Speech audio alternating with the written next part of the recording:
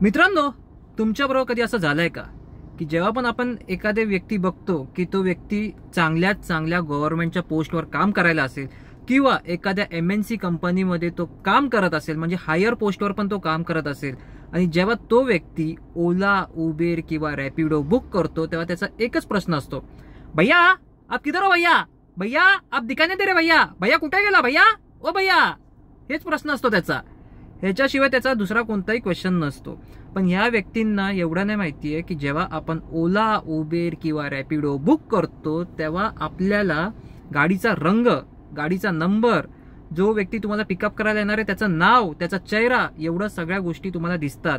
आणि त्याचबरोबर सगळ्यात मेन आणि इम्पॉर्टंट गोष्ट म्हणजे तुम्ही त्या गाडीला लाईव्ह ट्रॅक करू शकतात. म्हणजे तुम्हाला एक्झॅक्टली कळतं की त्या गाडीचं लाईव्ह लोकेशन कुठे आहे. पण तरी पण ह्यांचा प्रश्न तोच असतो, भैया कुठे गेला, भैया भैया आहेस कुठे, भैया इकडे तिकडे. बस एवढ्या भारीतल्या कंपनीमध्ये तुम्हाला जॉब कसा काय भेटला, हा आता माझा प्रश्न आहे. आणि ज्यांना पण हा अनुभव आला असेल त्यांनी प्लीज कमेंट करा, तुम्हाला काय वाटतं याबद्दल.